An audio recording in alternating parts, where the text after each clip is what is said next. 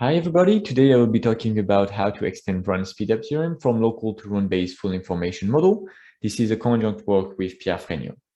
Okay, so first let me define what is a speedup technique. A speedup technique is some function that has a task and input and output a new task such that the task and input is solvable in t round if and only if the task and output is solvable in t-1 round.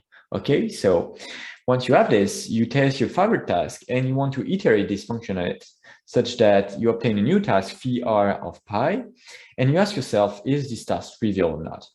In many distributed settings, the question if this task is trivial or not, which means if this task is solvable in 0 round or not, is often easier to respond than just compute the complexity of the task. So once you have the answer, you can directly deduce, thanks to the speedup function, a lower bound or an upper bound on the task. Okay, so if your new task is trivial, this means that your first task was solvable in I round, and if your task is not trivial, this means that your task was not solvable in R round.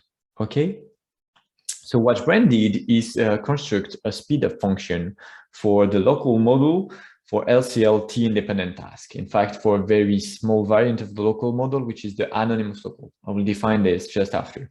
But first, just know that this is the Brandt speedup theorem, and this has been used since Brandt put it on paper for proving many lower bound in the local model, even for questions that were open for decades. So now let me define what is the local model, LCL task, and t-independent task. The local model is a full information run-based model where we are given a graph, and every node of this graph is a processus in your distributed settings, and the edge of the graph are the communication links. This means that each turn you communicate to every of your neighbors in the graph, and you send them the full information. The anonymous version of that is exactly the same thing, but you don't have any IDs for the process. Okay. LCL now is a robustness property that asks roughly that if you give a partial output to each of the process, they can compute in exactly one round if the global output is correct. Okay. And for example, coloring is a LCL task in the local model, because if the coloring is improper, the two neighbors that have the same color can detect it in exactly one round. So now t-independence is quite hard to define mathematically. I will give you an intuition of that, is that at round t, the information received from your neighbors are independent. Let's see what this means to be t-independent in this graph for t equals 2 and on A. Okay, so you are A and you ask yourself, are you 2 independent? Are this not A 2 independent? Okay, so in fact, what the information that A will receive at round 2 is E and F. Okay, if those two are independent, they're good, because E received the information E from D and the information F from B. Okay, but for example, in this graph, A can't be independent because it will receive the information from E, both from D and from B.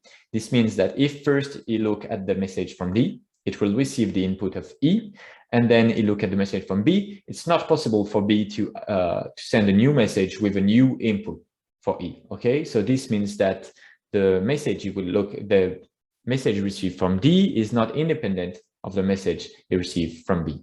Okay. So I will try now to give you a very small glimpse in what Brandt's speedup theorem does.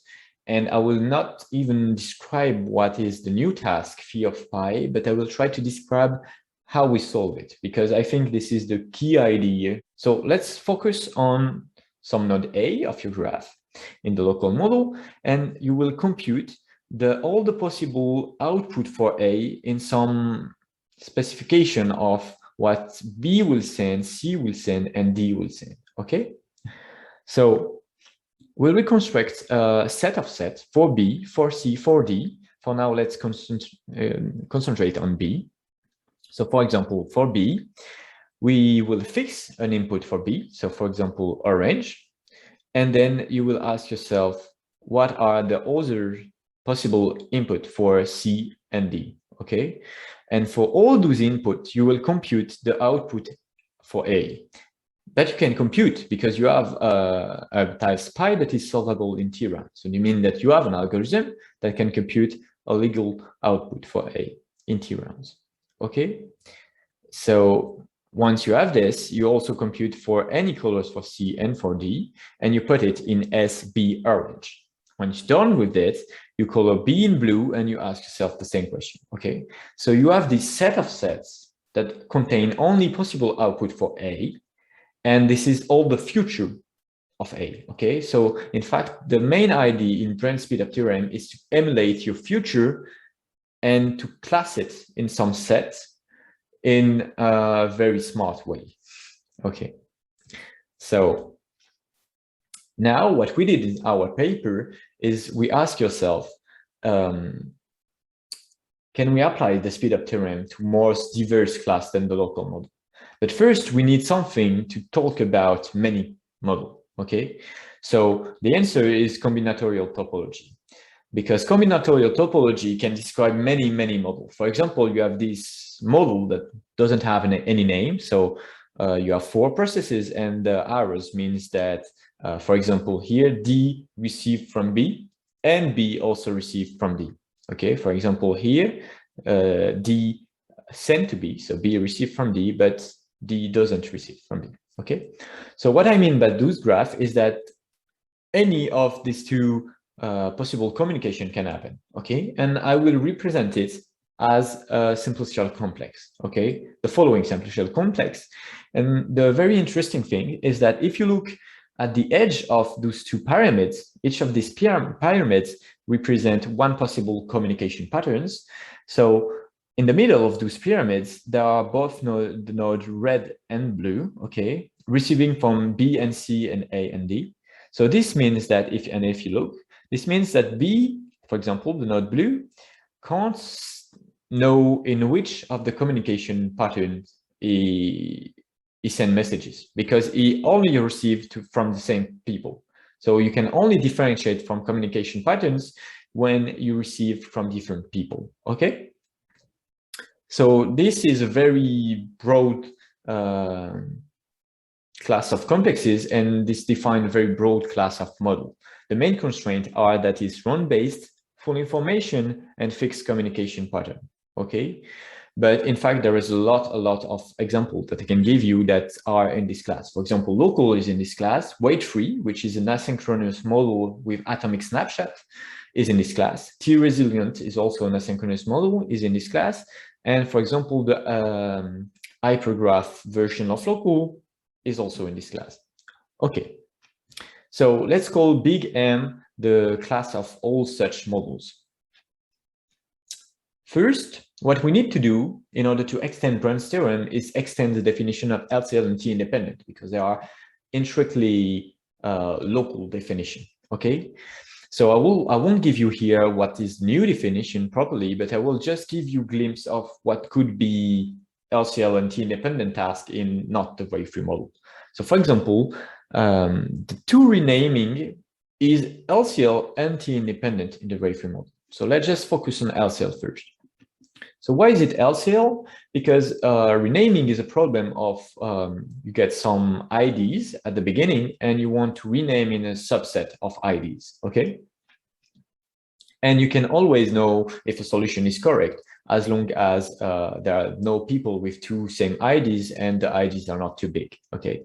So in weight-free, there is always the second processes, the one that look in the end to the data of every other processes. Okay, so this one will know if there is another one that have the same ID as him, and it will also know the max ID.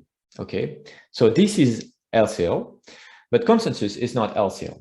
Okay, because you need to output yes if you are the first processes and your output is 0, let's say, but your input was 1. You need to output yes, because maybe someone add the input 0 at the beginning. So this meant the output 0 was also available. And this means that maybe everyone say yes, even though there is no one that had the input 0 at the beginning. Okay. And an example in the local model is that coloring is indeed LCL, and it can be t-independent if the graph is good. And what I mean by good is that we don't have this short cycle, for example, as I showed you in the example for t-independence. So for renaming and to consensus in the weight-free model, they are also t-independent. And this comes from the fact that there is, when you have only two processes, so you're sure that the information from your neighbors are independent because you have only one neighbors. So that's quite good.